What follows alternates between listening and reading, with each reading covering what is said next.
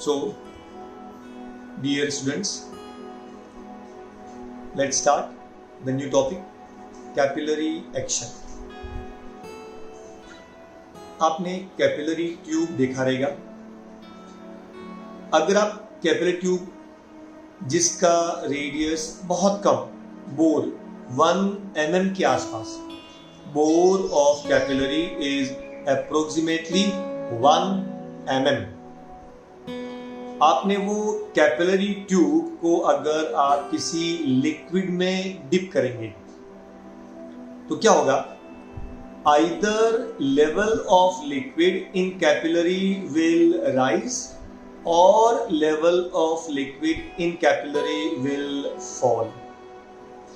अगर आपने capillary tube को पानी में डाला, then level of liquid, level of water in capillary will rise. और अगर आपने कैपिलरी को मर्क्यूरी में डाला तो level of mercury in capillary will go down, will fall. Actually capillary action कैसे है? जैसे आपने वो निब वाला पेन लिखते हैं ना, इंक वाला पेन, जो पुराने जमाने में निब रहता था और उस पे इंक भरते थे हम लोग. तो उसमें कैसा था कि निब के बाद हल्का सा एक हम उसको बीच में एक हल्का सा लाइन खींचते थे, उसको 2 पार्ट होता था. तो बराबर अगर उसमें फिट बैठता था, अगर उसमें जैसे कैपिलरिटी डेवलप होता था, देन इन आराम से नीचे आता था. दूसरा एग्जांपल देखो, अगर आप स्पंज लो और पानी के पार्ट में हल्का सा जहाँ पानी है वहाँ पे स्पंज एकदम साइड में रखो, तो वो स्पंज वो पूरे पानी को ऑटोमेटिकली पूरा खींच लेता है. देन सेकेंड, इवन जैसे बिकॉज ऑफ कैपिलरिटी, जैसे प्लांट्स के अंदर ही जो उनका जड़ है वहाँ से टॉप तक जो पानी है, it can be drifted up in the form of capillary action. वो कैपिलरी एक्शन की वजह से जो पानी वो ऊपर तक सभी पार्ट में इजीली पहुंचता है. एक्चुअली कैपिलरी एक्शन था एक बार, बहुत साल पहले की बात है. एक छोटा सा स्टोरी है, बहुत साल पहले की बात है, जब इवन मैं भी छोटा था, आप ही की एज का था, प्रोबेबली 11th या 12th में ही पढ़ता था.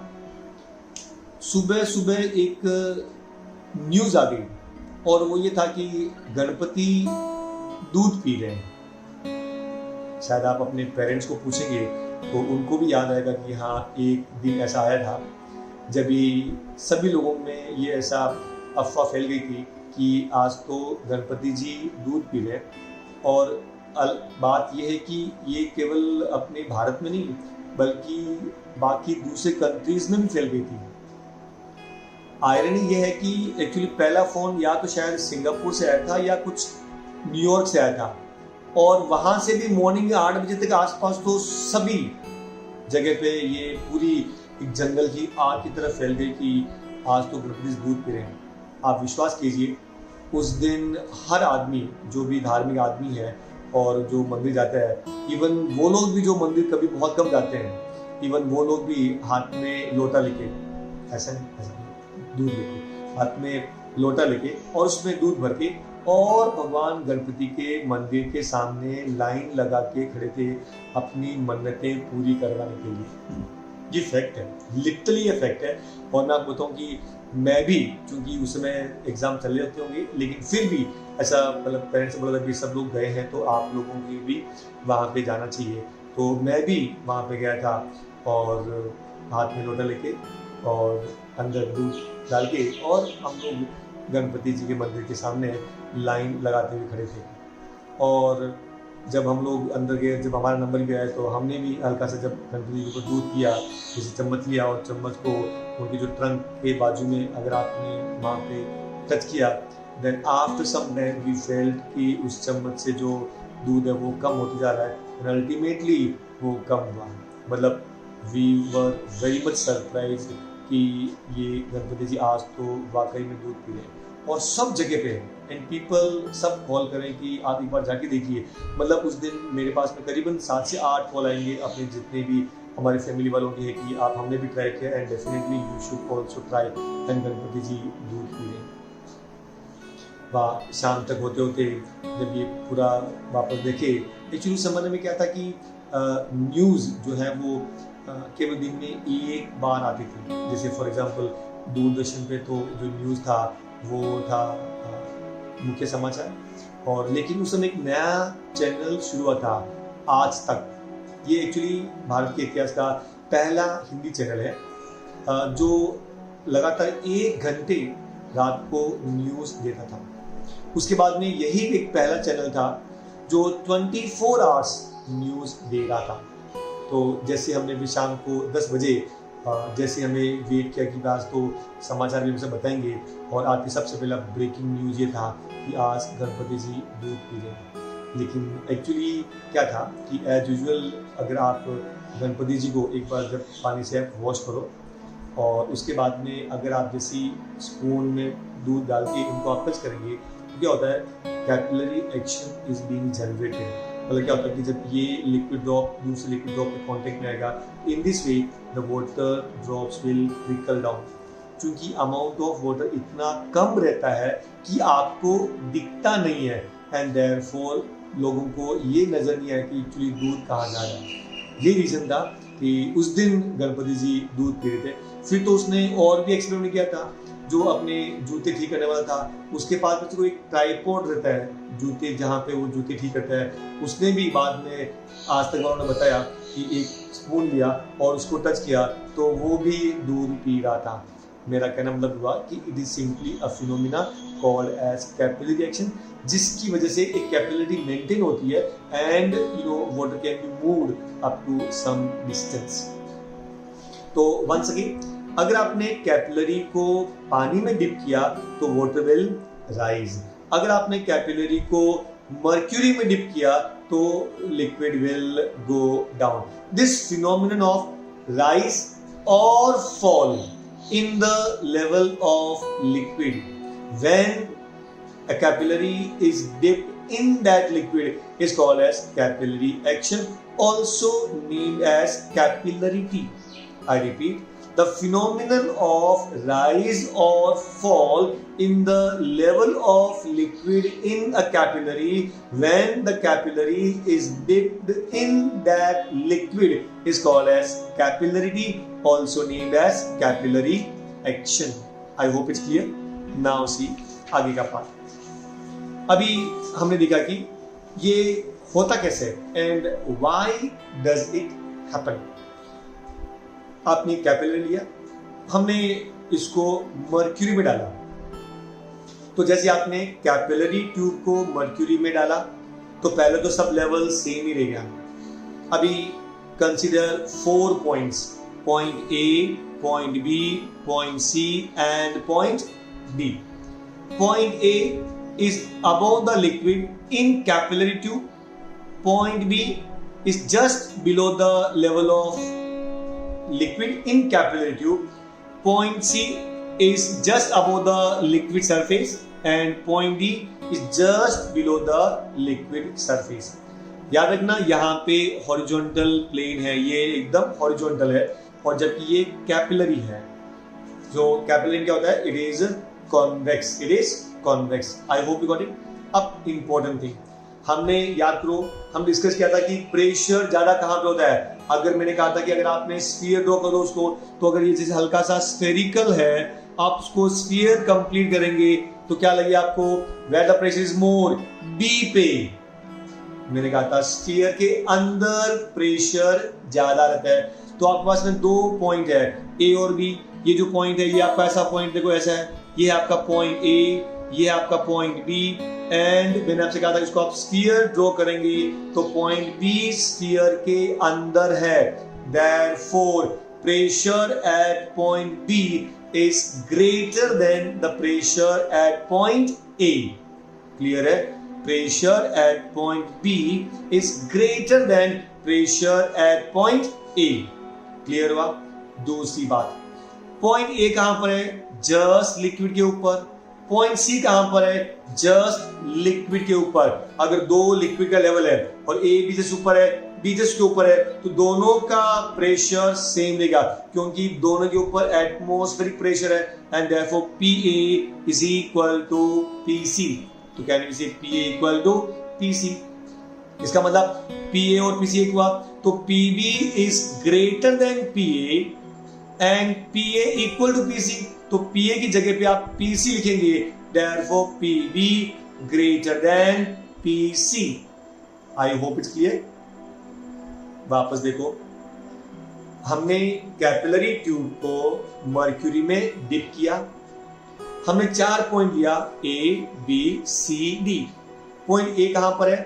Inside the capillary tube, just outside the liquid. Point B कहां है?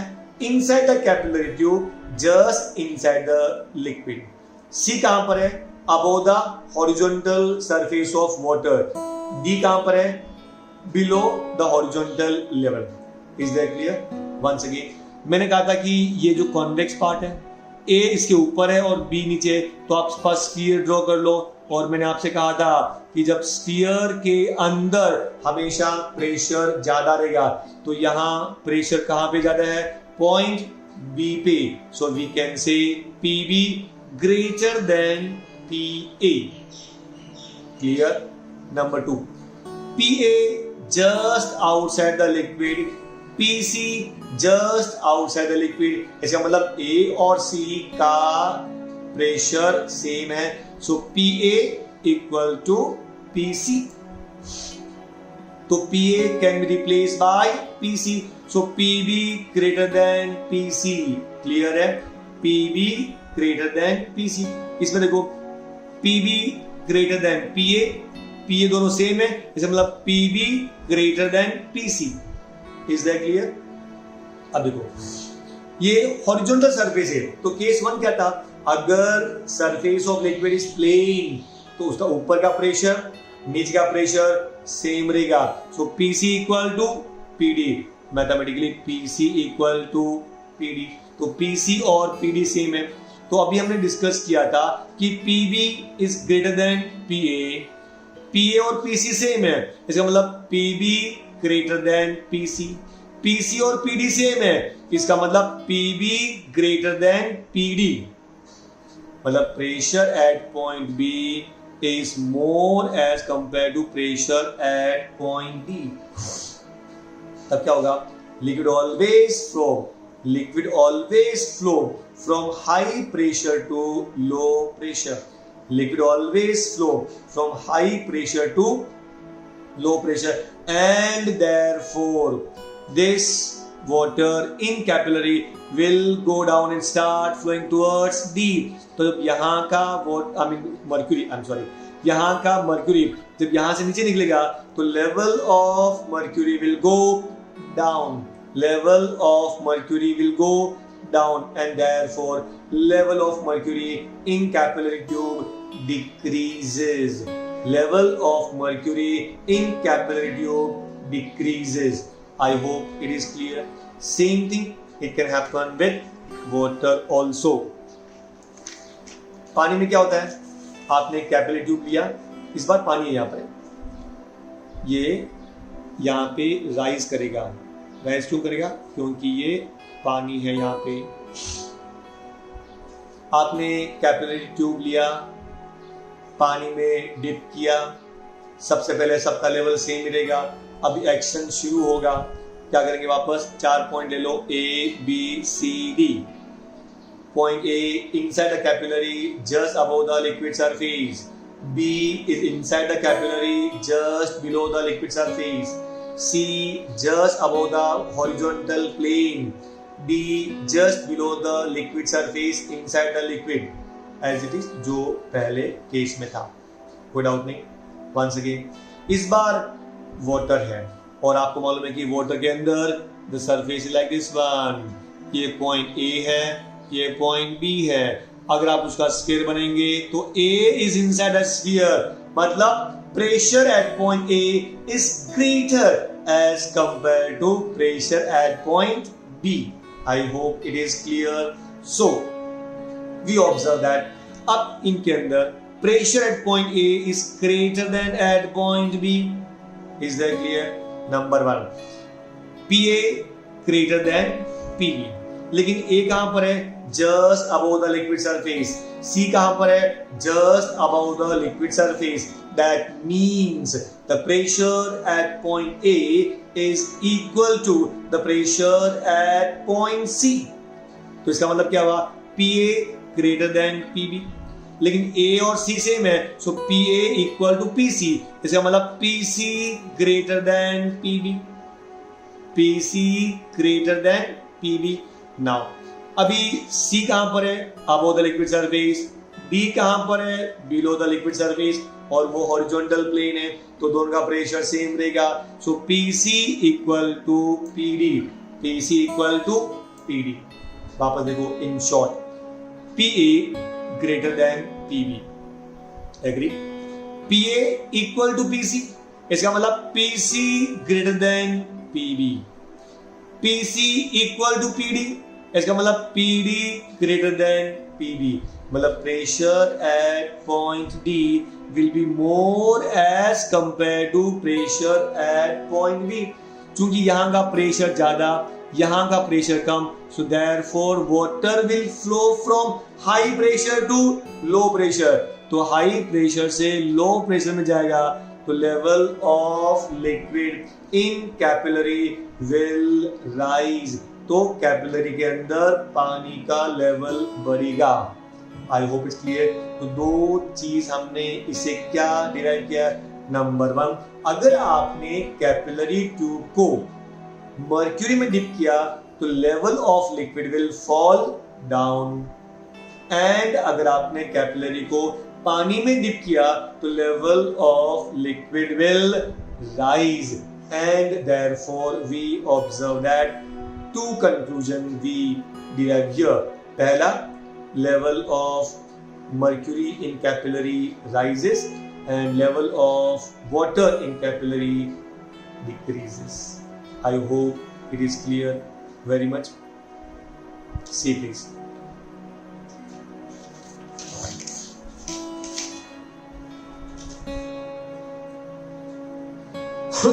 अभी expression for surface tension on the basis of capillary rise method। मतलब कि आपने देखा कि आपने वाटर लिया इन ए कंटेनर, आप कैपिलरी ट्यूब लो और उसको पानी के अंदर डिप कर दो। तो याद रखना कि ये जो आपका वाटर लेवल है वो यहाँ तक था, बीकर के अंदर वो काफ़ी बड़ा कंटेनर है, हमने कंटेनर ड्रॉ नहीं किया, केवल इतना याद रखो कि ये आपका कैपिलरी है और यहाँ तक वाटर का लेवल है। जैसे ही आपने कैपिलरी ट्यूब को पानी में डिप किया, the level of water in capillary will rise, तो वो राइज हुआ। Suppose h be the height up to which the liquid has risen, मतलब हाइट h तक लिक्विड ऊपर तक चला गया। ये तो आपको मालूम है कि कैपिलरी ट्यूब को पानी में डिप करेंगे तो उसका लेवल बढ़ेगा। कितना बढ़ेगा? उसको आपने नाम दे दिया h। So h is the height up to which the liquid has risen. Agree? अभी आप देखा कि पानी का जो सरफेस है वो ऐसा रहता है, it is concave, it is concave। ये पॉइंट पे आप सरफेस आप टेंजेंट ड्रॉ करेंगे तो ये आपका टेंजेंट है, ये आपका टेंजेंट है। सो ये tangent will give you the force, it is a force. तो कहना मतलब ये हुआ कि this is the direction of force. इस पॉइंट पे आपने टेंजेंट ड्रॉ किया, ये पॉइंट पे आपने टेंजेंट ड्रॉ किया, ये है आपका फोर्स। अब जब ये आपका फोर्स है, then you have resolve this force into two components, एक ऊपर की तरफ और एक हॉरिजॉन्टल, मतलब एक वर्टिकल और एक horizontal. So you observe that ये जो वर्टिकल है इसका नाम क्या है? ये जो Ft है हमने इसको दो पार्ट में रिजॉल्व किया, Ft cos थीटा एंड दूसरा ये वाले पार्ट के अंदर which will be named as Ft sin theta. Similarly यहाँ पे भी Ft cos थीटा और ये साइड में हो जाएगा आपका Ft sin थीटा। अभी एक्चुअली ये मिनिस्कस है तो यहाँ पे Ft sin थीटा ये साइड में एग्जैक्टली डायमेट्रिकल ऑपोजिट पॉइंट पे भी Ft sin थीटा रहेगा। ये दो forces equal and opposite they will cancel each other's effect. Similarly, ये साइड वाला ft sin थीटा, ये वाला ft sin theta will cancel. इसलिए हमने horizontal जो component है उसको हमने consider ही नहीं किया, because resultant horizontal component is 0. I hope it's correct.